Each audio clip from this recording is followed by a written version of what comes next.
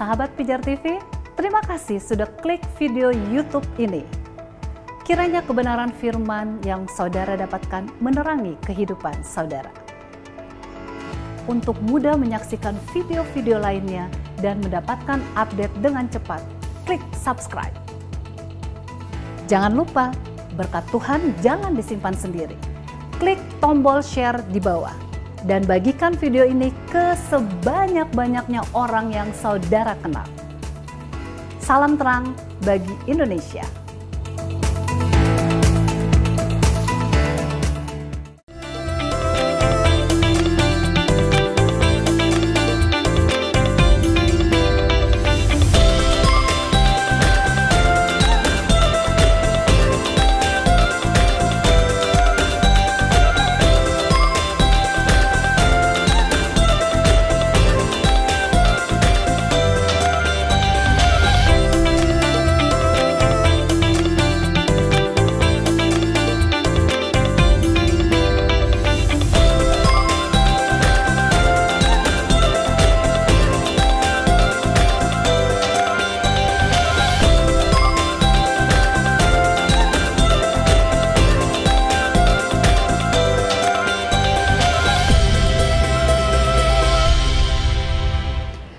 Shalom, salam sejahtera pemirsa Pijar TV. Senang sekali kami hadir kembali dalam program Ku Tahu Yang Ku Percaya.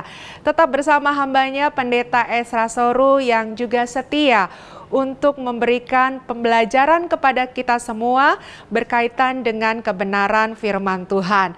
Dan pada kali ini kita sedang membahas pengakuan iman rasuli. Sudah beberapa episode berlalu untuk membahas kalimat demi kalimat yang ada. Dan saat ini kita akan membahas mengenai bagaimana Yesus duduk di sebelah kanan Allah Bapa. Mungkin ada banyak pertanyaan di hati kita. Mengapa dia duduk di sebelah kanan? Untuk apa dia duduk di sebelah kanan Allah Bapa? Untuk itu setialah di program acara ini untuk mendengarkan penjelasan dari hambanya. Dan kalau ada pertanyaan, saran, dan juga pendapat, sampaikan melalui nomor SMS yang tertera di layar kaca Anda. Saya percaya sudah tidak lagi sabar Anda sekalian untuk menantikan hambanya. Beliau hadir dari Kupang, Nusa Tenggara Timur untuk memberkati kita semuanya.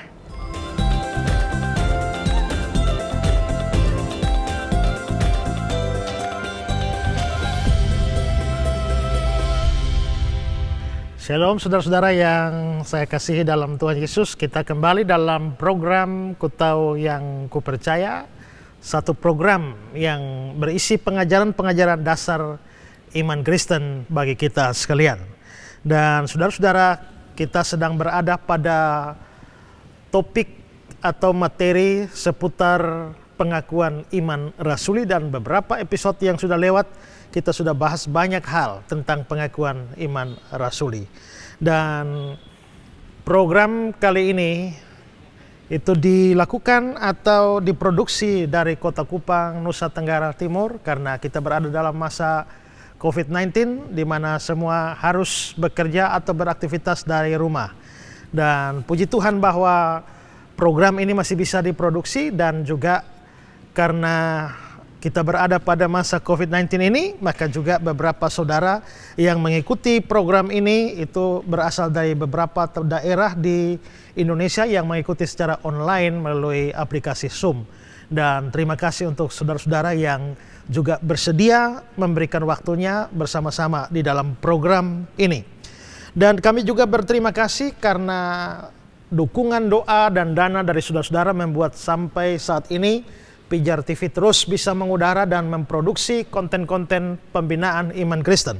Kami mau beri kesempatan kepada saudara-saudara yang mau terlibat di dalam pelayanan, pemberitaan Injil maupun pengajaran yang dilakukan oleh Pijar TV. Saudara boleh mengirimkan persembahan saudara ke nomor rekening yang tertera di layar kaca Anda. Dan persembahan Anda akan dipakai untuk membiayai seluruh program ini dan akan memberkati banyak orang di berbagai tempat.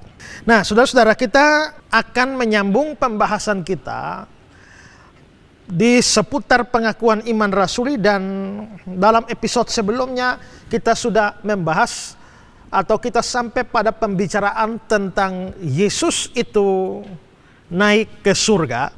Dan kali ini kita akan membahas lagi potongan selanjutnya dari pengakuan iman rasuli setelah Yesus naik ke surga. Dikatakan bahwa dia duduk di sebelah kanan Allah, Bapa yang Maha Kuasa. Kita tidak akan membahas Bapa yang Maha Kuasa karena itu di bagian awal kita sudah bahas. Hari ini kita akan membahas secara khusus kata-kata duduk di sebelah kanan Allah. Jadi Yesus yang naik ke surga itu dikatakan oleh kitab suci bahwa dia duduk di sebelah kanan Allah. Dan ada sejumlah ayat yang secara eksplisit mengatakan demikian. Misalnya ada Markus 16 ayat 19. Coba dibaca. Sesudah Tuhan Yesus berbicara demikian kepada mereka, terangkatlah ia ke surga, lalu duduk di sebelah kanan Allah. Ya, terangkatlah ia ke surga, duduk di sebelah kanan Allah. Lalu Kolose 3 ayat 1. Karena itu, kalau kamu dibangkitkan bersama dengan Kristus, carilah perkara yang di atas, di mana Kristus ada, duduk di sebelah kanan Allah. Ya, Kristus ada, duduk di sebelah kanan Allah. Dan masih ada ayat-ayat lain seperti Ibrani 1 ayat 3, dia duduk di sebelah kanan yang maha besar. Juga ada Ibrani 10 ayat 12, dia duduk untuk selama-lamanya di sebelah kanan Allah. Nah, jadi jelas bahwa secara eksplisit Yesus dikatakan duduk di sebelah kanan Allah. Allah di sini adalah Allah Bapa pada saat dia naik ke surga. Nah, ada beberapa hal yang akan saya bahas terkait dengan hal ini. Pertama adalah bahwa kata-kata ini, Yesus duduk di sebelah kanan Allah, itu tidak boleh dimaknai secara harfiah. Ingat ya, pada waktu kita belajar Alkitab, kalau kita bertemu dengan kata-kata di sana, kita tidak bisa mengartikannya secara seragam. Dalam ilmu bahasa, kita mengenal bahwa satu kata itu bisa mempunyai 3 makna. Misalnya, makna harfiah atau literal.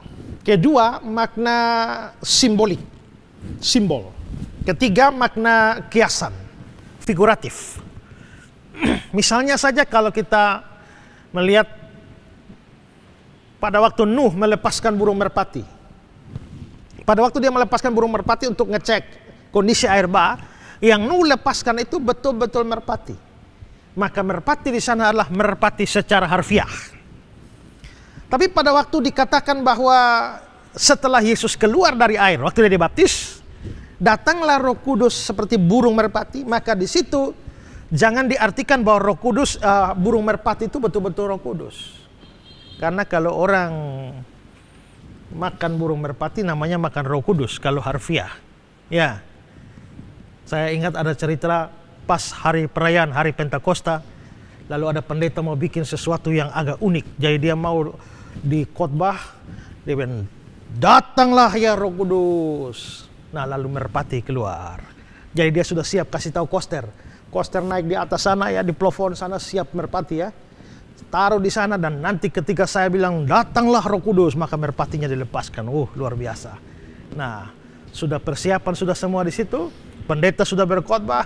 Datanglah Roh Kudus. Dia lihat-lihat merpati tidak keluar.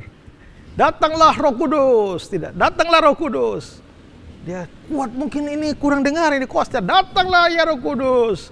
Akhirnya koster berteriak, Roh Kudus sudah dimakan kucing. Ya. Itu yang dimakan kucing itu merpati, bukan Roh Kudus. Berarti Roh Kudus itu hanya simbol, ya. Jadi itu harus simbol. Tapi kalau dibilang begini, hendaklah engkau cerdik seperti ular dan tulus seperti merpati.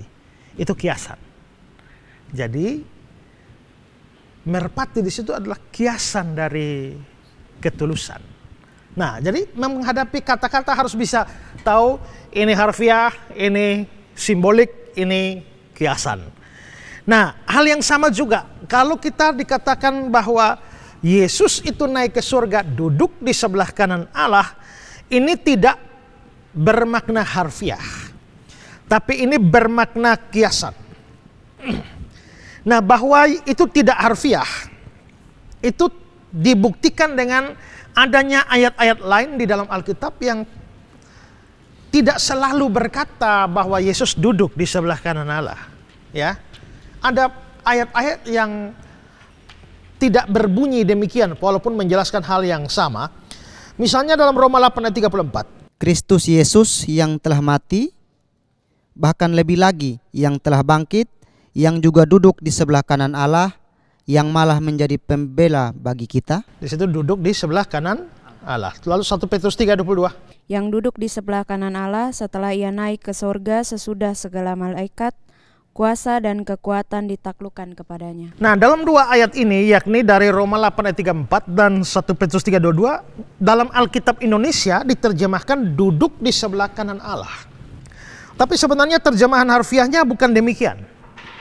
Kalau kita mengikuti terjemahan harfiah, misalnya yang dipergunakan di dalam New International Version untuk Roma 8 ayat 34, itu kata-kata di sana diterjemahkan is at the right hand of God.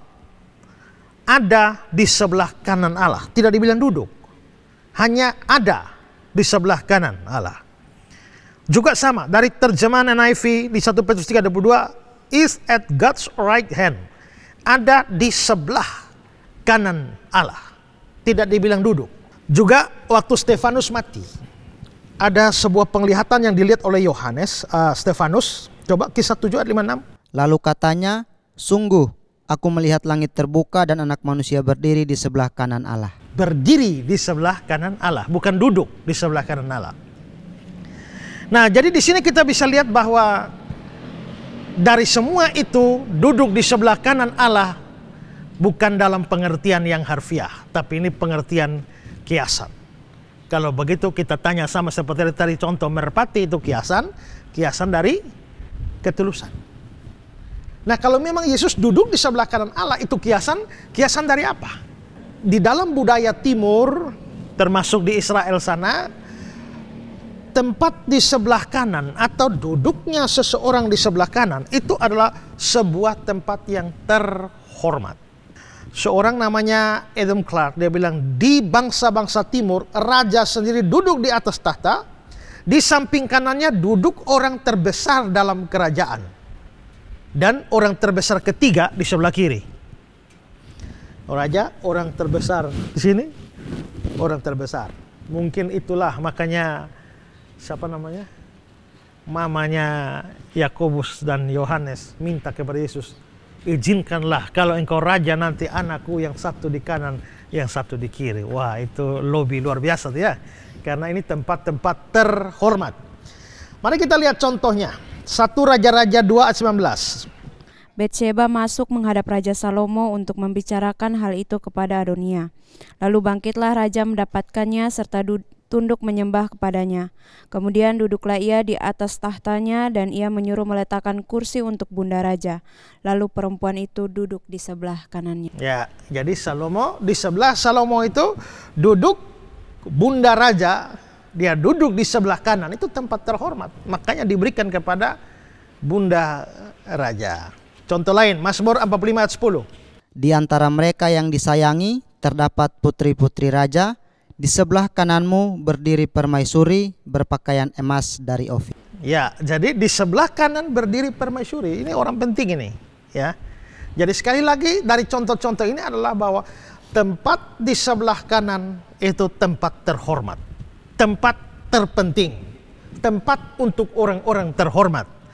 Karena itu kalau dikatakan Yesus itu yang naik ke surga duduk di sebelah kanan Allah, berarti dia dapat tempat terhormat. Bukan hanya urusan terhormat, tapi juga itu tempat mulia. Tempat bisa kanan itu menggambarkan mulia, menggambarkan kekuatan, menggambarkan kekuasaan, kehormatan. Kita coba lihat Keluaran 15 ayat 6 dan ayat 12. Tangan kananmu. Ya, tangan kanan ya, ini bicara kanan ya, tangan kananmu. Tuhan, mulia karena kekuasaanmu. Tangan kananmu Tuhan menghancurkan musuh. Engkau mengalurkan tangan kananmu, bumi pun menelan. Oke. Tangan kananmu Tuhan mulia. Kekuasaanmu, tangan kananmu mulia. Tangan kananmu menghancurkan musuh. Berarti hebat ini, kuat ini. Punya kekuasaan. Mengulurkan tangan kananmu dan bumi pun menelan mereka. Jadi ini tangan kanan itu tangan yang penuh kuasa. Ya. Jadi kanan itu bicara tentang kekuasaan, kemuliaan, kehormatan, kekuatan.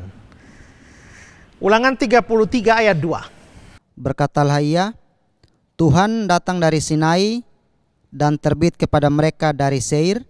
Ia tampak bersinar dari pegunungan Paran dan datang dari tengah-tengah puluhan ribu orang yang kudus. Di sebelah kanannya tampak kepada mereka api yang menyala. Di sebelah kanannya tampak api yang menyala. Jadi ini sebuah kemuliaan atau kekuasaan. Jadi Yesus ada di sebelah kanan Allah. Ya, maka Yesus itu dengan kata lain, dia ada di tempat terhormat. Dia mulia, punya kuasa atau kekuatan. Ini makna kiasan dari duduk di sebelah kanan Allah. Bahwa ini menunjukkan bahwa Yesus mempunyai hal-hal seperti yang saya gambarkan ini, itu nampak dari Ibrani 1 ayat 3 dan ayat 4. Coba perhatikan. Ibrani 1 ayat 3 dan ayat 4. Dan setelah ia selesai mengadakan penyucian dosa, ia duduk di sebelah kanan yang maha besar di tempat yang tinggi. Terus jauh lebih tinggi daripada malaikat-malaikat, sama seperti nama yang dikaruniakan kepadanya jauh lebih indah daripada nama. Ya, dia di tempat tinggi, jauh lebih tinggi daripada malaikat-malaikat. Jelas bahwa Yesus itu mempunyai kedudukan tempat yang tinggi. Ya, ini jelas kontras dengan hidup dia di bumi yang seperti dalam episode sebelumnya saya gambarkan bahwa bahkan dia tidak punya tempat meletakkan kepalanya. Itu Ibrani pasal 1 ayat 3 dan 4 ya. Lalu coba melihat lagi Ibrani 1 langsung ke ayat yang ke-5 dan 6. Karena kepada siapakah di antara malaikat-malaikat itu pernah ia katakan, Anakku engkau telah kuperanakan pada hari ini, dan aku akan menjadi bapanya, dan ia akan menjadi anakku. Dan ketika ia membawa pula anaknya yang sulung ke dunia, ia berkata, semua malaikat Allah harus menyembah dia. Semua malaikat Allah harus menyembah dia. Karena dia ada di kanan Allah, maka segala kehormatan, kemuliaan, kuasa, kekuatan itu menjadi bagian dia. Maka segala malaikat itu harus menyembah dia. Ya, waktu dia turun ke bumi, inkarnasi dikatakan dia dibuat lebih rendah dari manusia. Tapi setelah dia naik ke surga, semua malaikat menyembah dia. Ya, dan nanti kita bisa lihat juga bahwa ada puji-pujian, hormat, ucapan syukur dari para malaikat dan juga 24 tua-tua sebagaimana yang digambarkan dalam kitab Wahyu. Mari lihat Wahyu 4, 8 sampai 11. Dan keempat makhluk itu masing-masing bersayap 6, sekelilingnya dan di sebelah dalamnya penuh dengan mata, dan dengan tidak berhenti-hentinya mereka berseru siang dan malam. Kudus, kudus, kuduslah Tuhan Allah yang Maha Kuasa, yang sudah ada dan yang akan. Oke, sabar. Keempat makhluk masing-masing bersayap 6, sekelilingnya di sebelah dalam penuh mata. Ini gambaran malaikat. Jadi ini malaikatnya berseru kudus, kudus, kuduslah Tuhan. Terus ayat 9. Dan setiap kali makhluk-makhluk itu mempersembahkan puji-pujian dan hormat dan ucapan syukur kepada Dia yang duduk di atas tahta itu dan yang hidup sampai selama-lamanya, maka tersungkurlah ke-24 tua-tua itu di hadapan Dia yang duduk di atas tahta itu, dan mereka menyembah Dia yang hidup sampai selama-lamanya, dan mereka melemparkan mahkotanya di hadapan tahta itu sambil berkata, Ya Tuhan dan Allah kami, Engkau layak menerima puji-pujian dan hormat dan kuasa, sebab Engkau telah menciptakan segala sesuatu dan oleh karena kehendak-Mu semuanya itu ada dan diciptakan. Ayat ini menunjukkan seisi sorga memuji Yesus. Ya, karena dia memang tokoh terhormat. Dan karenanya kalau surga saja menyanyi puji dia, sungguh-sungguh kita di bumi juga harus ya. Bersama malaikat di sorga nyanyikan pujian. Ya, menyanyikan pujian bersama malaikat di sorga. Nah, jadi di sini duduk di sebelah kanan artinya Yesus mempunyai kedudukan yang sangat tinggi. Oke, paham? Ya. Ada yang mau bertanya sampai di sini? Iya, saya bertanya Pak. Ya. Yesus kan dikatakan tadi duduk di sebelah kanan Allah Bapa. Nah, sebelum Yesus datang kedua kali nanti, sebelum akhir zaman nanti, bisa nggak Yesus datang lagi ke bumi ini? Ya, dia sudah pernah datang ke bumi pada waktu Natal. Datang dengan tujuan untuk penebusan orang berdosa. Pekerjaannya sudah selesai, sudah naik ke surga. Dan dia bilang nanti akan datang lagi. Kapan? Akhir zaman. Jadi sudah naik ke surga, sekarang nanti akhir zaman baru datang lagi. Sekarang naik ke surga, sudah duduk di sebelah kanan Allah. Pertanyaannya, mungkinkah sebelum akhir zaman dia datang lagi? Apa sudah bosan duduk di sebelah kanan Allah ya, lalu datang lagi begitu? Nah, di sini ada satu ayat penting yang perlu kita sadari. Coba lihat Kisah Rasul pasal 3 ayat 21. Coba baca. Kristus itu harus tinggal di sorga sampai waktu pemulihan segala sesuatu, seperti yang difirmankan Allah dengan perantaraan nabi-nabinya yang kudus di zaman dahulu. Kristus itu harus tinggal di surga sampai waktu pemulihan segala sesuatu. Waktu pemulihan segala sesuatu itu nanti akhir zaman. Berarti Kristus harus tinggal di surga sampai akhir zaman. Itu berarti bahwa setelah dia naik ke surga dan duduk di sebelah kanan Allah, dia tidak mungkin datang lagi. Ya. Jadi dia tidak mungkin datang lagi jadi bilang, oh tahun depan Tuhan datang lagi. Ya. Tidak mungkin. Karena itu berhati-hatilah, jangan terlalu percaya dengan orang-orang bilang, oh Tuhan sudah di sana, Tuhan sudah di sini. Tak mungkin, karena kalau sampai dia datang, Kisah 3 ayat 21 itu menjadi salah. Ya. Coba Matius 24 ayat 23-24.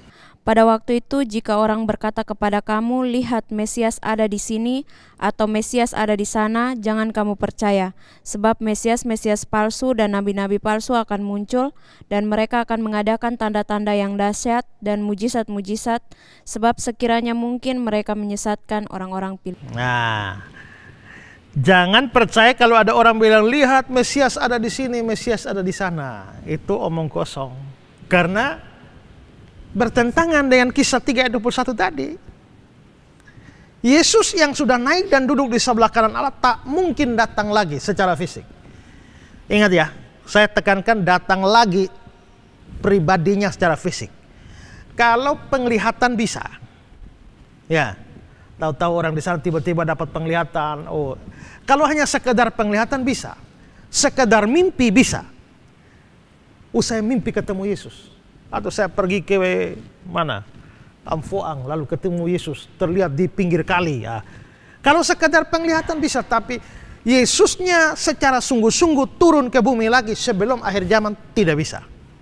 Nanti dia yang telah naik ke surga itu nanti akan datang pada akhir zaman dan coba Wahyu 1 ayat 7. Lihatlah, ia datang dengan awan-awan dan setiap mata akan melihat dia, juga mereka yang telah menikam dia. Ya, dia datang dengan awan-awan dan setiap mata akan melihat dia.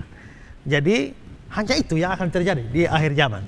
Sebelum ini masa di antara dua kenaikan dan kedatangan ini tidak mungkin Kristus datang. Oke, pemirsa di rumah juga, saudara, kami beri kesempatan kalau ada pertanyaan, apa yang sudah saya jelaskan menyisahkan sejumlah pertanyaan dalam pikiran saudara, silakan. Ada nomor di layar kaca Anda SMS pertanyaan ke sana dan tim Pijar TV akan dengan senang hati menjawab pertanyaan-pertanyaan Anda. Juga bagi Anda yang punya beban yang sama dengan kami untuk memberitakan Injil dan juga pengajaran yang benar bagi banyak orang melalui Pijar TV, kami beri kesempatan buat Anda. Kalau Anda mau, Anda boleh mendukung pekerjaan Tuhan ini lewat sumbangan dana yang Anda bisa kirimkan ke rekening yang tertera di layar kaca Anda. Dan persembahan Anda akan dipergunakan untuk membiayai seluruh pelayanan Pijar TV, termasuk di dalamnya program Ku Tahu Yang Ku Percaya ini. Baik saudara-saudara, kita akan melanjutkan. Kalau artinya demikian, lalu sekarang kita berpikir, Kristus yang naik ke surga. bikin apa di sana? Atau apa saja kerjaannya di sana? Jangan dibayangkan bahwa Yesus setelah naik ke surga duduk di sebelah kanan Allah. Ingat ya, Yesusnya duduk di sebelah kanan Allah, bukan duduk-duduk di sebelah kanan Allah ya. Kalau duduk-duduk itu artinya kayaknya nggak punya kerjaan ya. Sudah nganggur dia. Waktu datang di dunia banyak kerjaan, setelah naik ke surga nganggur, sudah tidak ada kerjaan lagi. Tidak. Kristus yang duduk di sebelah kanan Allah itu masih melakukan sejumlah pekerjaan. Apa yang dia lakukan? Pertama adalah dia memerintah. Dia memerintah sebagai raja. Dia memerintah alam semesta ini, memerintah seluruh dunia ini, dan memerintah gereja, di mana dia sendiri adalah kepala gereja. Bahwa duduk di sebelah kanan Allah itu berhubungan dengan pemerintahan, itu nampak dalam Mazmur 110 ayat 1-2. Mazmur Daud, demikianlah firman Tuhan kepada Tuanku, duduklah di sebelah kananku sampai kubuat musuh-musuhmu menjadi tumpuan kakimu. Tongkat kekuatanmu akan diulurkan Tuhan dari Sion, memerintahkan di antara musuhmu. Perhatikan ada kata-kata duduk di sebelah kanan, lalu ada kata-kata memerintah di antara musuh. Mazmur 110 ini terkenal sebagai Mazmur mesianik. Artinya Mazmur yang punya nubuatan-nubuatan tentang Kristus. Kalau begitu dikatakan dalam kitab Mazmur ini, Mazmur mesianik, berarti memang Kristus yang naik ke surga itu memerintah sebagai raja pada seluruh dunia dan juga untuk gerejanya. Dan juga karena dia raja, orang biasa sebagai raja maka semua itu harus takluk di bawah dia. Maka Yesus sebagai raja, semua atau segala sesuatu ditaklukkan di bawah kakinya. Ini tadi dalam Mazmur 110 ayat yang ke-1 dan 2 kita sudah baca tadi, tapi ada kata-kata di sana, musuh-musuhmu menjadi tumpuan kakimu. Lalu coba 1 Petrus 3, 21-22. Oleh kebangkitan Yesus Kristus yang duduk di sebelah kanan Allah, setelah ia naik ke sorga, sesudah segala malaikat, kuasa dan kekuatan ditaklukkan kepadanya. Segala malaikat, segala kuasa, segala kekuatan ditaklukkan kepadanya. Di mana? Ayat 22. Yang duduk di sebelah kanan Allah. Lalu Efesus 1, 20-22. Mendudukan dia di sebelah kanannya di sorga, jauh lebih tinggi dari segala pemerintahan dan penguasaan, dan kekuasaan dan kerajaan dan tiap-tiap nama yang dapat disebut, bukan hanya di dunia ini saja, melainkan juga di dunia yang akan datang. Dan segala sesuatu telah diletakkannya di bawah kaki Kristus, dan dia telah diberikannya kepada jemaat sebagai kepala dari segala yang ada. Amin. Segala sesuatu dia taklukkan dan segala dia menjadi kepala dari segala sesuatu. Ini sejalan dengan kata-kata dia dalam Matius 28 ayat 18. Segala kuasa di surga dan di bumi telah diberikan padaku. Jadi Yesus itu yang duduk di sebelah kanan Bapa di surga, dia memerintah. Dan pemerintahannya membuat segala yang ada di langit, di bumi, laut, segala isinya semua tunduk kepada dia. Ya. Nah, itulah raja kita, itulah Tuhan kita. Karena itu kalau Yesus sudah naik ke surga dan dia memerintah sebagai raja, kita harus mau memuji dan menyembah dia. Sembah dan puji dia, sembah dan puji dia, sembah dan puji dia ya Tuhanmu. Lagu itu biasa kita nyanyikan pada waktu Natal. Tapi ingat bahwa Natal justru dia datang dalam kehinaan. Tapi kenaikan ke surga dan duduk di sebelah kanan Allah itu kemuliaan. Maka jikalau Natal saja kita bisa sembah dan puji dia, maka harusnya dalam kenaikan dia jauh lebih dipuji dan disembah karena seluruh malaikat pun sujud menyembah dia. Hormati dia karena dia raja. Kalau dia raja, penuh kehormatan, kita harus hormat dia. Waktu nyanyi hormati dia, waktu doa hormati dia, ya, waktu ibadah hormati dia. Banyak orang beribadah tapi tidak menghormat kepada Tuhan. Orang beribadah kepada Tuhan dia sibuk bikin status Facebook. Ya. Orang ibadah kepada Tuhan dia sibuk selfie. Itu namanya tidak menghormati sang raja. Saya ingat ada cerita tentang Billy Graham. Billy Graham itu adalah pendeta Amerika yang selama beberapa dekade itu dipercaya sebagai penasihat rohani dari presiden-presiden Amerika. Ya. Dan presiden-presiden Amerika sangat menghormati dia dan seringkali meminta doa dan nasihatnya. Satu kali Billy Graham mau berdoa, lalu Billy Graham pesan kepada orang rumahnya, saya mau berdoa, siapapun tidak boleh ganggu saya. Akhirnya Billy Graham masuk dan doa. Beberapa saat kemudian pembantunya datang ketok pintu, tok tok tok tok tok. Ya, Billy Graham menjadi marah dan keluar. Bukankah saya sudah mengatakan jangan mengganggu saya kalau saya sedang berdoa? Lalu pembantu bilang, iya Pak, tapi masalahnya yang telepon ini presiden. Terus Billy Graham bilang pada presiden, saya masih bicara dengan raja segala raja, suruh dia tunggu. Ya, wah, artinya Billy Graham jauh menghormati raja di atas segala raja daripada presiden atau raja di dunia ini. Tapi kalau kita menghadap Tuhan bisa sembarang. Tapi kalau jangankan raja, jangankan presiden, Pak RT datang saja kita, ya Bapak, ya kan? Ya. Nah, kita hormat luar biasa. Tapi justru raja segala raja seringkali kita tidak hormati. Ya, kalau dia duduk di tempat yang mulia, penuh kemuliaan, kehormatan, harus menghormati dia, melayani dia, taat kepada dia.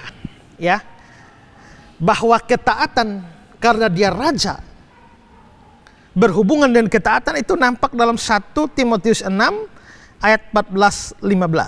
Coba baca. Turutilah perintah ini dengan tidak bercacat dan tidak bercela, sehingga pada saat Tuhan kita Yesus Kristus menyatakan dirinya, yaitu saat yang akan ditentukan oleh penguasa yang satu-satunya dan yang penuh bahagia, Raja di atas segala raja dan Tuhan di atas segala Tuhan. Coba ulangi kata-kata pertama ayat 14.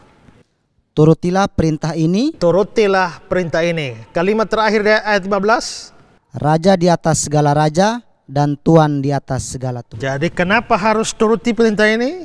Karena dia raja segala raja, Tuhan segala Tuhan. Ya, jadi fakta bahwa Yesus memerintah sebagai raja harus membuat kita memuji dia, menghormati dia, melayani dia, dan taat kepada dia. Oke, jadi yang dikerjakan di sana adalah memerintah. Apalagi yang dia kerjakan di sana? Yang Yesus kerjakan di sebelah kanan Allah Bapa adalah menjadi imam, menjadi pengantara antara Allah dengan kita. Ya. Ibrani 4 ayat 14. Coba baca. Karena kita sekarang mempunyai imam besar agung yang telah melintas semua langit, yaitu Yesus anak Allah, baiklah kita teguh berpegang pada pengakuan iman kita. Kita sekarang mempunyai imam besar agung yang telah melintasi semua langit. Melintasi semua langit artinya naik ke surga. Kita mempunyai imam besar agung, dia imam kita. Lalu Ibrani 8 ayat 1 dan ayat 6. Inti segala yang kita bicarakan itu ialah kita mempunyai imam besar yang demikian, yang duduk di sebelah kanan tahta yang maha besar di sorga. Ya, perhatikan imam besar kita apa? Duduk di sebelah kanan tahta yang maha besar.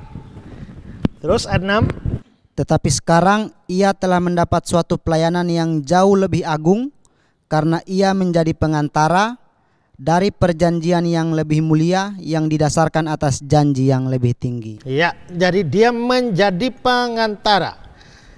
Perhatikan ini, Yesus yang naik ke surga, duduk di sebelah kanan Allah, jadi pengantara. Di sini ada Allah, Bapa.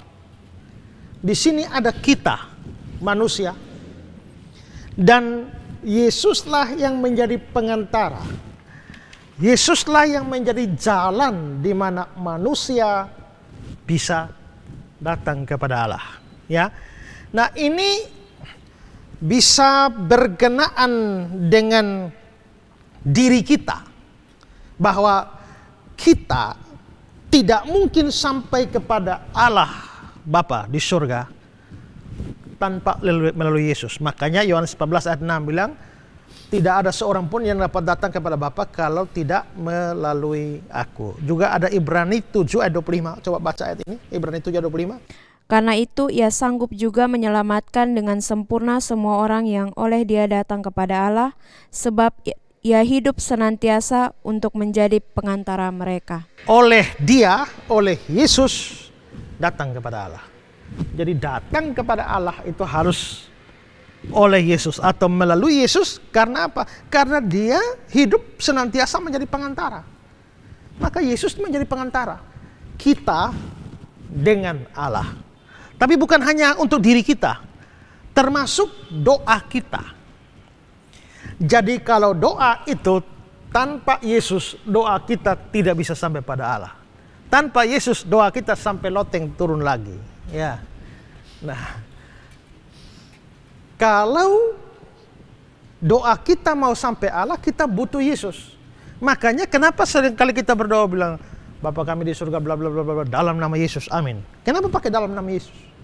Dalam nama Yesus itu artinya kita menyadari bahwa dengan jasa Yesus sebagai perantara inilah kita bisa dapat, doa kita bisa sampai kepada Allah, ya. Jadi inilah kerjanya Yesus di sana, di sebelah kanan Allah, senantiasa jadi pengantara. Kalau dibayangkan sebagai manusia itu repot sekali, ya. Setiap kali ada orang berdoa, ya ini berdoa, banyak orang berdoa, dia sibuk menjadi pengantara. Kalau dibayangkan sebagai manusia, tapi kan dia juga Allah, jadi tidak repot. Ya, tidak repot. Nah, jadi sebagai imam dia menjadi pengantara kita, tapi juga dia menjadi pembela kita. Ya. Dia membela kita. Coba perhatikan 1 Yohanes 2 ayat 1. Anak-anakku, hal-hal ini kutuliskan kepada kamu, supaya kamu jangan berbuat dosa.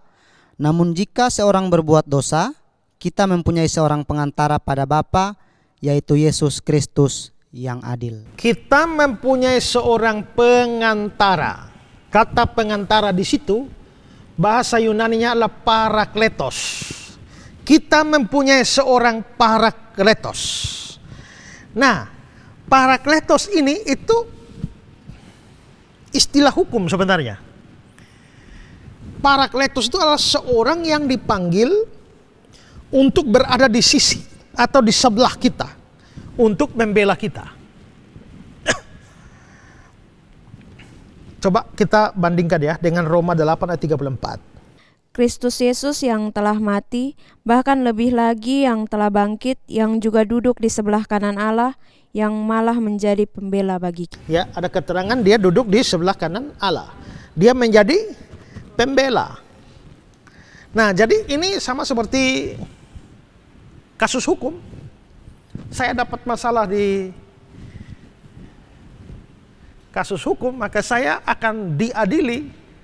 Nah, saya tidak mau diadili, saya panggil Pak Romelus mari di sini di sebelah saya, dan dia menjadi pembela bagi saya, menjadi advokat bagi saya.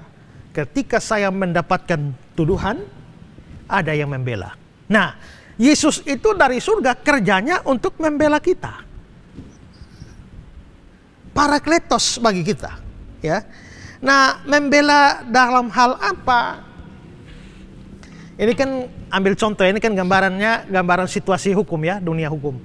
Ada hakim yang mau mengadili saya, ya. Hakimnya yang brewok mau mengadili saya berdiri sebagai terdakwa, tapi saya butuh pembela. Nah, maka Pak Romelus menjadi pembela bagi saya. Begitu hakim mau menghakimi, pembela tampil membela. Nah, dari gambaran hukum ini bisa dibayangkan saja kira-kira begini, bahwa saya ini orang berdosa, maka saya terdakwa. Biarpun saya sudah percaya Yesus, tapi saya kan masih berbuat dosa. Masih banyak berbuat dosa. Ini ada Allah yang akan menghakimi, dan ada saya terdakwanya. Nah, kalau saya berdosa dan menghadapi hakim seperti ini, saya bisa habis ini. Nah, misalnya saya mencuri. Begitu saya mencuri, ini hakim Allah, ini Allah Bapa mau mengadili saya. Begitu Allah Bapa mau mengadili saya, datanglah Yesus Kristus sebagai pembela. Dia tidak bisa dihukum dengan pencuriannya. Kenapa? Karena untuk dosa mencuri tadi, saya sudah bayar dosa itu di atas kayu salib 2000 tahun yang lalu. Karena itu, biarpun dia mencuri, dia tidak bisa dihukum. Ini pembela. Maka selamatlah saya. Karena dia sang pembela yang mati 2000 tahun yang lalu itu membayar hukuman dosa kita sampai selesai. Maka dia bilang, sudah selesai. Maka berbahagialah kita kalau kita punya pembela. Makanya di 1 Yohanes 2 tadi itu dibilang bahwa anak-anakku, kita jangan berbuat dosa. Tapi kalau kita berbuat dosa, ingatlah bahwa kita mempunyai seorang pembela, Parakletos. Alkitab Indonesia terjemahkan pengantara. Berarti bersyukur ya punya pembela ya. Kalau nggak ada pembela nih habis kita semua. Nah, sekali lagi itu bukan berarti kita boleh sembarang berbuat dosa. Memang kita setelah percaya Yesus tak mungkin dihukum lagi. Roma 8 ayat 1 mengatakan begitu. Tidak ada penghukuman bagi mereka yang ada dalam Kristus Yesus. Kita masih bisa dapat hajaran dari Tuhan. Ya, ada konsekuensi-konsekuensi dari dosa, tapi dihukum tidak. Karena kalau saudara buat dosa lalu dapat musibah, itu teguran Tuhan, itu hajaran Tuhan, bukan hukuman. Karena hukuman sudah ditanggung oleh Kristus. Dan Kristus yang sudah mati bagi kita untuk semua dosa kita, itu menjadi pembela. Nah, sekarang saya mau coba baca ulang ya, 1 Yohanes 2 tadi ya, ayat 1. Tapi pengantaranya diganti dengan pembela. Itu 1 Yohanes 2 ayat 1. Nanti saya sambung dengan ayat 2 supaya saudara dapat pengertian yang lebih baik. Coba 1 Yohanes 2 ayat 1. Anak-anakku, hal-hal ini kutuliskan kepada kamu, supaya kamu jangan berbuat dosa. Namun jika seorang berbuat dosa, kita mempunyai seorang pembela pada Bapa, yaitu Yesus Kristus yang adil. Dan dia adalah pendamaian untuk segala dosa kita. Nah, itu sambungannya begitu. Jadi, artinya bahwa Yesus menjadi pembela itu berkenaan dengan dosa-dosa yang kita lakukan. Ini bukan rekomendasi berbuat dosa, karena ayat 1 bilang, anak-anak, hal ini kutuliskan supaya kamu jangan berbuat dosa. Tapi jika berbuat dosa, artinya kejatuhan. Ya, saya percaya Yesus bisa jatuh dalam dosa. Bapak percaya Yesus juga bisa jatuh dalam dosa. Nah, kalau setiap kali dosa kita dihabisi oleh Allah, habislah kita. Tapi bersyukur ada pembela. Dia membela kita dari dosa-dosa kita. Berapa banyak? Dia adalah pendamaian untuk segala dosa kita. Maka disinilah bersyukurlah orang-orang yang punya Yesus. Karena sekalipun kita bisa jatuh dalam dosa, tapi Yesus tampil sebagai pembela bagi kita di hadapan Bapa. Itu kalau percaya. Sedangkan kalau saudara tidak pernah percaya Yesus, saudara tidak punya pembela. Saudara sama seperti terdakwa yang menghadap hakim tanpa pembela apa-apa. Dan menjadi sasaran dari murka sang hakim, memberikan hukuman yang berat kepada kita. Karena itu saudara, jangan bodoh dengan tidak mau percaya Yesus. Dengan percaya Yesus, saudara dapatkan pembela. Dia yang telah naik ke surga, duduk di sebelah kanan Allah, dia senantiasa menjadi pembela bagi kita. Ya. Lalu apalagi yang dia lakukan di sana? Dia bersimpati dengan kelemahan-kelemahan kita. Coba Ibrani 4 ayat 15. Sebab imam besar yang kita punya bukanlah imam besar yang tidak dapat turut merasakan kelemahan-kelemahan kita. Sebaliknya sama dengan kita, ia telah dicobai, hanya tidak berbuat dosa. Oke, lihat logikanya ya. Yesus itu naik ke surga. Tadinya Yesus di bumi. Saya ada di bumi, Anda ada di bumi, dia ada di bumi. Sama-sama Yesus juga ada di bumi. Tapi tahu-taunya Yesusnya naik ke surga. Yesus naik ke surga jadi imam. sekarang dia sudah naik ke surga. Mana ngerti dia dengan masalah kita? Ya, kalau saya putus cinta, mana ngerti dia di surga bukan di bumi? Ya, saya kelaparan, masa COVID ini penghasilan berkurang, makan susah. Mana ngerti dia di surga, nggak perlu makan. Ya, menghadapi kesedihan-kesedihan, mana ngerti dia di surga sudah sukacita, mana mungkin dia ngerti kita. Nah, berarti imam besar itu sudah pergi ke surga. Lalu muncullah tuduhan, kalau dia sudah ke surga, dia tidak ada urusan dengan kau lagi.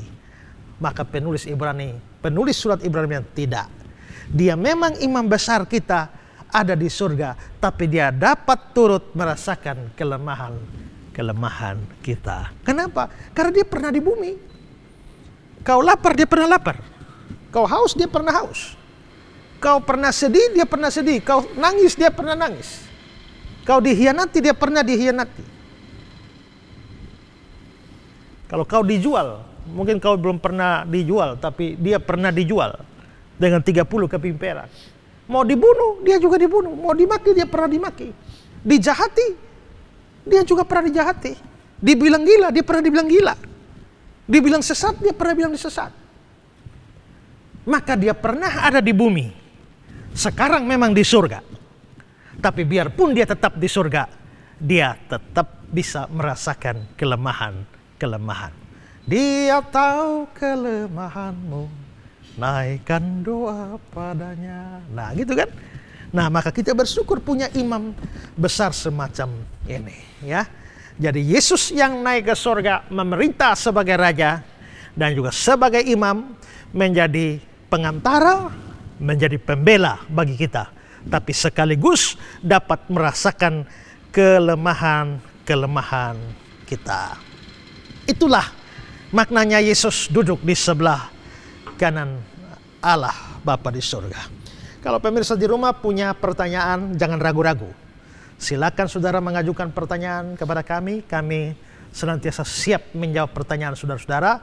Ada nomor di layar kaca Anda. Silakan kirimkan pertanyaan Anda ke sana. Juga saudara-saudara yang merindukan supaya banyak orang dapat berkat lewat Pijar TV, program Ku Tahu Yang Ku Percaya dan program lainnya seperti yang saudara rasakan. Saudara rasa diberkati, mau orang lain diberkati. Saudara mendukung Pijar TV supaya Pijar TV dapat jadi berkat bagi orang lain. Saudara bisa berdoa untuk kami, tapi saudara juga bisa mendukung lewat dana. Di layar kaca Anda ada nomor rekening, Anda boleh mengirimkan bantuan ke sana, persembahan ke sana, dan persembahan Anda dipakai untuk kemuliaan Tuhan melalui pekerjaan besar yang dikerjakan oleh Pijar TV. Ada yang mau bertanya? Baik Pak Pendeta, saya ingin bertanya.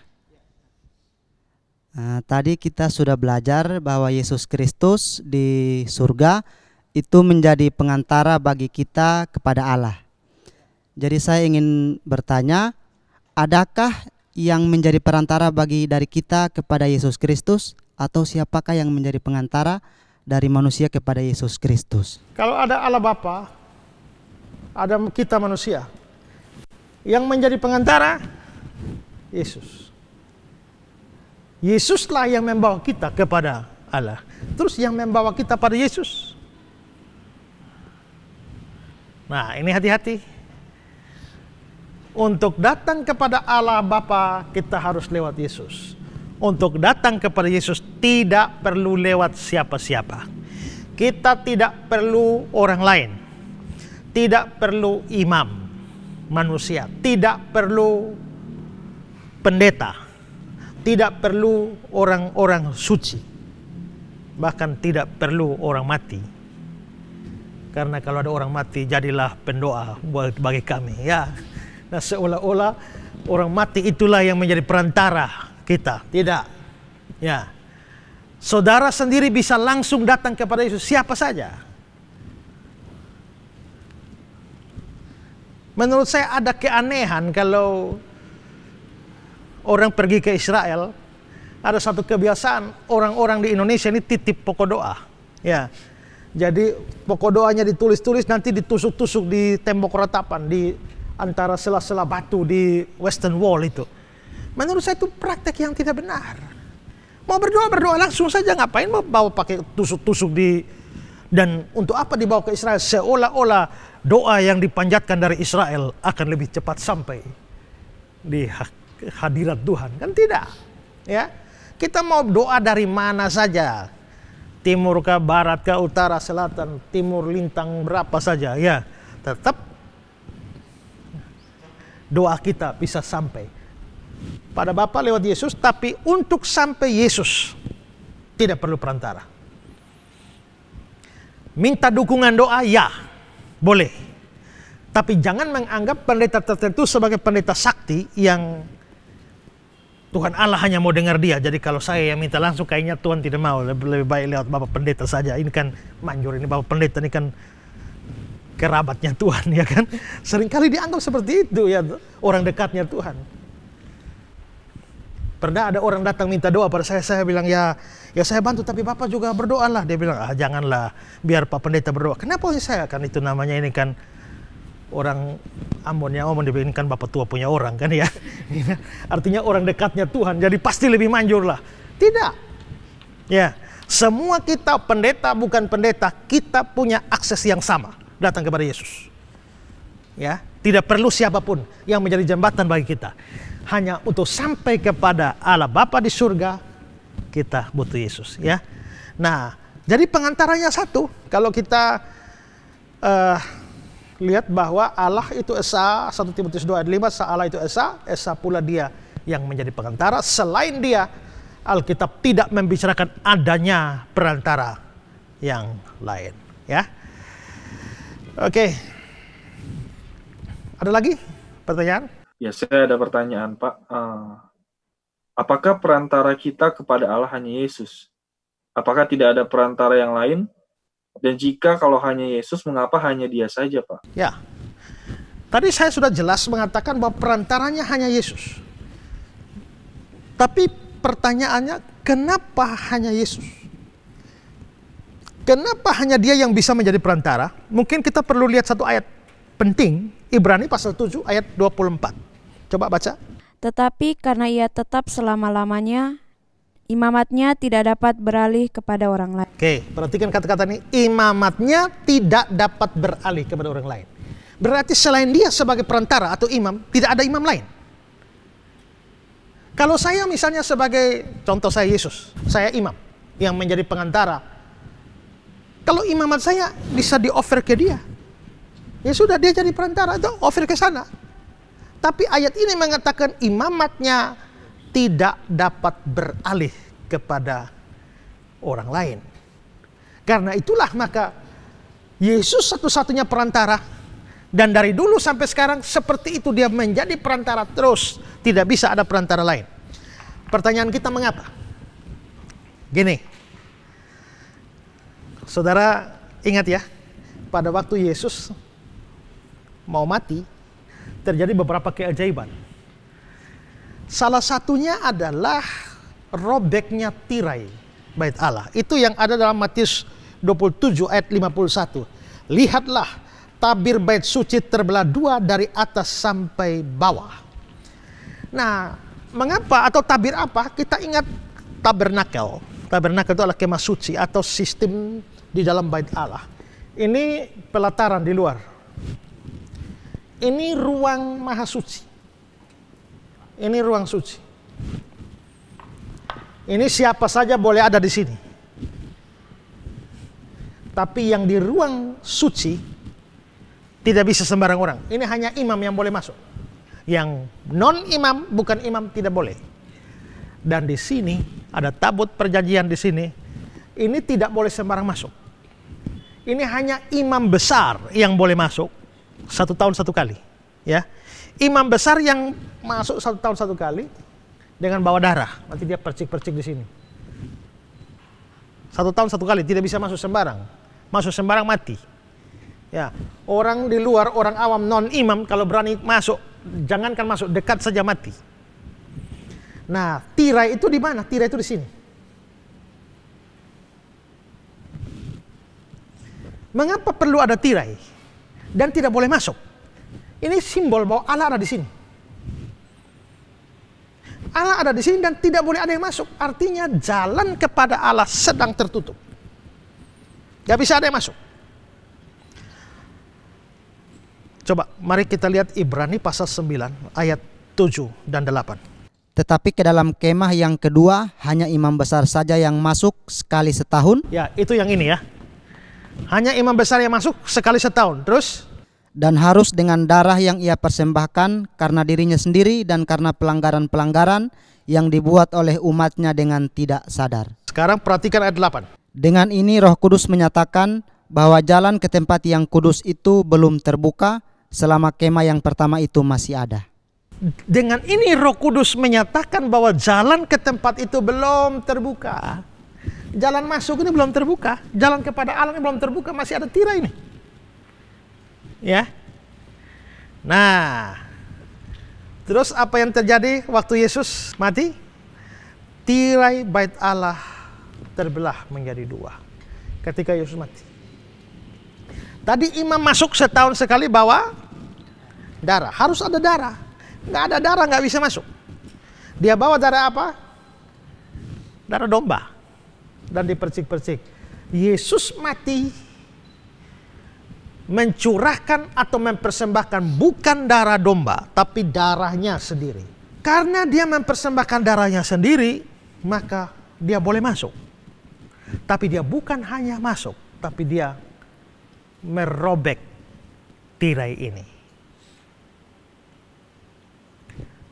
Tadi sepanjang tirai ini masih ada, Roh Kudus menyatakan jalan ke tempat itu belum terbuka. Kalau sekarang ini sudah robek, coba kita balik ayat itu. Dengan ini Roh Kudus menyatakan jalan ke tempat itu sudah terbuka. Ya. Nah, jalan itu sudah terbuka. Kenapa bisa terbuka? Ayo, mari lihat Ibrani 10 19-20. Jadi saudara-saudara, oleh darah Yesus kita sekarang penuh keberanian dapat masuk ke dalam tempat kudus, karena ia telah membuka jalan yang baru dan yang hidup bagi kita melalui tabir, yaitu dirinya sendiri. Ya, oleh darah Yesus sekarang kita bisa masuk. Karena dia telah buka jalan baru. Berarti dia telah buka jalan. Tapi dia buka jalan oleh darahnya. Nah, sekarang karena itulah maka hanya Yesus yang mencurahkan darahnya dan buka jalan, maka hanya dia yang bisa jadi imam. Maka imamatnya tidak bisa dialihkan. Saya sudah curahkan darah dan jalan terbuka. Sekarang saya offer imamatnya kepada Alvin. Nah, pernah curahkan darah? Tidak, nggak layak lah. Ya, di offer ke sana nggak layak. Ke seluruh manusia tidak ada yang layak. Nah, karena itulah maka hanya dia yang pernah membuka jalan ini, maka imamatnya tidak bisa dialihkan kepada orang lain. Ya. Karena itulah maka hanya orang yang percaya kepada Yesus yang bisa masuk, terbuka pintu. Tanpa Yesus tak bisa terbuka pintu. Saudara yang belum percaya Yesus atau bahkan mungkin membenci Yesus, saudara pikir bisa masuk ke sana tanpa Yesus? Mustahil, karena perantaranya satu. Atau saudara yang pernah jadi Kristen dan saudara meninggalkan Kristen karena macam-macam alasan. Karena cewek, karena cowok, karena ekonomi, jabatan, pangkat dan sebagainya. Dan saudara meninggalkan itu, dengar baik-baik ini. Saudara tak mungkin, tak bakal bisa masuk. Karena masuk ke sana satu-satunya jalan adalah lewat Yesus. Kalau saudara dengar ini dan saudara memang seperti itu, kembalilah kepada Yesus. Tanpa kembali, saudara tetap di luar, tidak bisa masuk. Oke, ada lagi yang mau bertanya? Pak Pendeta, saya mau bertanya. Kalau misalnya hanya Yesus, tadi Bapak sampaikan bahwa kalau Yesus satu-satunya perantara, berarti apa fungsi pendeta-pendeta atau imam-imam dalam agama Kristen? Fungsi mereka sebagai apa? Apa fungsi imam-imam dan pendeta-pendeta dalam agama Kristen? Ingat, pendeta bukan imam. Dan itulah sebabnya kenapa di dalam Kristen, Protestan, nggak ada imam. Kita punya pendeta tapi tidak punya imam. Karena imam itu artinya perantara. Nah, kalau kita bisa datang kepada Yesus langsung dan perantaranya untuk kepada Allah Bapa satu, terus kita butuh imam untuk apa? Maka jangan menyamakan pendeta dengan imam. Pendeta bukan imam. Dan karenanya pendeta bukan perantara. Ya, itulah sebabnya tadi saya bilang, mau datang kepada Yesus ini, datang langsung saja, tidak usah lewat saya. Ya, karena saya bukan imam, bukan perantara, langsung saja pada Yesus. Setiap kita, siapapun, bisa dapat langsung. Itulah sebabnya, semua yang masih pakai sistem imamat manusia, itu adalah sesuatu yang salah. Imamat satu-satunya adalah Yesus Kristus. Oke? Ingat, pendeta bukan imam. Ada lagi? Satu lagi, Pak. Bagaimana Yesus bisa menjadi imam besar padahal dia bukan keturunan Harun?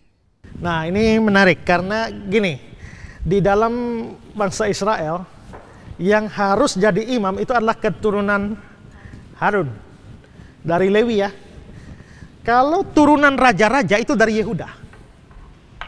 Jadi raja-raja dari Yehuda lah turun raja-raja. Tapi dari Lewi nanti ke Harun, dari Harun inilah turunan imam-imam. Jadi kalau Yesus itu raja, itu pas. Ya, dia raja damai. Allah mengaruniakan kepadanya tahta bapa leluhurnya itu Daud. Yesus raja, oke. Tapi kalau Yesus imam, bagaimana dia bisa jadi imam padahal dia turunan Yehuda, bukan Harun? Nah, inilah yang jadi persoalan di dalam surat Ibrani. Dalam surat Ibrani itu penulis surat Ibrani mau mengatakan Yesus itu adalah imam. Tapi orang-orang Yahudi itu menolak hal itu. Mereka menolak hal itu dan mengatakan dengan argumentasi yang sama. Yesus tidak bisa jadi imam karena dia itu bukan keturunan Harun. Tapi penulis surat Ibrani ini mempunyai argumentasi. Argumentasinya begini. Di dalam Ibrani pasal yang kelima ayat 6. Atau kita coba lihat dulu dari perjanjian lama. Mazmur 110 ayat 4. Tuhan telah bersumpah dan ia tidak akan menyesal. Engkau adalah imam untuk selama-lamanya menurut Melkisedek. Nah, tadi saya bilang Mazmur 110 ini adalah Mazmur Mesianik. Dan engkau adalah imam untuk selama-lamanya menurut Melkisedek. Nah, penulis surat Ibrani lalu menggunakan ayat ini bahwa memang Yesus ini bukan keturunan Harun. Tapi dia menjadi imam itu menurut aturan Melkisedek. Itu nampak dalam Ibrani 5 ayat yang ke-6. Sebagaimana firmannya dalam suatu nas lain, engkau adalah imam untuk selama-lamanya menurut peraturan Melkisedek. Itu yang tadi diambil dari Mazmur 110 tadi.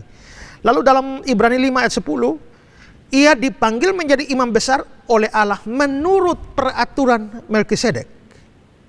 Ya. Lalu Ibrani 6 ayat 20, di mana Yesus masuk sebagai perintis bagi kita ketika ia menurut peraturan Melkisedek menjadi imam sampai selama-lamanya. Nah, berarti Yesus itu menjadi imam menurut peraturan Melkisedek. Apa maksudnya ini? Siapa Melkisedek? Nah, penulis surat Ibrani lalu mengatakan bahwa Melkisedek itu di Ibrani pasal yang ke-7 ya. Melkisedek itu adalah Raja Salem dan imam Allah yang maha tinggi. Melkisedek ini imam. Dia pergi menyongsong Abraham ketika Abraham kembali mengalahkan raja-raja dan memberkati dia. Kepadanya pun Abraham memberikan 1/10 dari semuanya. Menurut arti namanya, Melkisedek adalah pertama-tama Raja kebenaran, Raja Salem, Raja damai sejahtera. Abraham memberi persembahan persepuluhan kepada Melkisedek. Berarti biasanya persembahan persepuluhan itu diberikan kepada imam.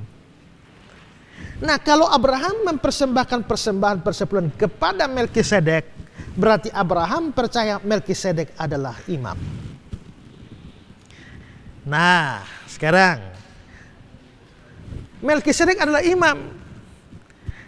Imam harus keturunan Harun. Nah, Melkisedek keturunan siapa? ayat 3. Dia tidak berbapa, dia tidak beribu, dia tidak bersilsilah, harinya tidak berawal, hidupnya tidak berkesudahan, dan karena dijadikan sama dengan anak Allah, dia tetap menjadi imam sampai selama-lamanya. Ini manusia aneh ya. Tidak berbapa, tidak beribu, tidak bersilsilah. Ini bukan berarti dia muncul dari langit, atau keluar dari laut, atau dari lubang batu. Tidak. Maksudnya adalah dia tidak berbapa, itu artinya tidak diketahui siapa bapaknya. Pada waktu saya berkunjung seorang teman yang hamil di luar nikah, lalu anaknya sudah lahir, saya tanya, siapa bapaknya? Dia bilang dia tidak punya bapak. Hah? Bagaimana dia bisa lahir kalau dia tidak punya bapak? Dia bilang, oh ada bapaknya, tapi maksudnya di luar pernikahan. Oh berarti ada kan? Ada. Nah itu jadi Melkisedek juga ada bapak, hanya tidak diketahui. Ibunya tidak ada yang tahu dia siapa ibunya. Tidak bersilsilah dari mana? Silsilahnya tidak ada, bagaimana bilang dia dari Harun? Ya, kapan dia lahir tidak ada yang tahu. Kalau begitu Melkisedek ini adalah manusia misterius. Ya. Nah, maka kalau manusia misterius yang tidak jelas asal usul saja bisa jadi imam, di mana bapakmu Abraham kasih persembahan persepuluhan, dia bukan turunan Harun. Silsilah tidak ada. Bisa jadi imam. Kenapa Yesus tidak bisa jadi imam? Ingat, imamat di dalam kalangan Yahudi harus turunan Harun, menurut aturan Harun. Tapi keimaman Yesus bukan aturan Harun, tapi aturan Melkisedek. Jadi biarpun dia suku Yehuda, dia layak jadi imam. Dia masih bagus, jelas keturunan Yehuda, Melkisedek. Keturunan siapa? Tidak jelas. Orang tidak jelas begitu saja bisa jadi imam, kenapa Yesus tidak? Nah, itu kira-kira mengapa sampai muncul pembicaraan tentang Melkisedek di dalam surat Ibrani, ya. Jadi Yesus, tadi pertanyaannya, Yesus bagaimana bisa jadi imam pada turunan Harun? Karena dia imam bukan jalur Harun, tapi menurut aturan Melkisedek, ya. Maka dia bisa jadi imam, bahkan imam sampai selama-lamanya. Nah, saudara-saudara, kalau saudara di rumah juga punya pertanyaan, apa yang menjadi kesulitan bagi saudara dari apa yang saya jelaskan, atau bahkan saya tidak jelaskan, saudara baca di Alkitab, saudara mengalami kesulitan-kesulitan, saudara bisa mengajukan pertanyaan kepada kami. Di layar kaca Anda ada nomor HP, saudara boleh SMS ke sana. Juga di layar kaca ini juga ada nomor rekening dari Pijar TV. Kalau saudara mau ambil bagian di dalam pelayanan besar dari Pijar TV dengan memberikan dukungan dana, kami beri kesempatan saudara juga untuk mengambil bagian di dalam pelayanan ini. Dan episode kita kali ini membahas tentang pengakuan iman rasuli sampai pada duduk di sebelah kanan Allah. Kiranya apa yang saya bagikan ini mencerahkan dan memberkati saudara-saudara. Akhirnya saya Pendeta Esra Soro dan teman-teman rekan-rekan yang ada di studio ucapkan salam terang bagi Indonesia. Tuhan memberkati saudara.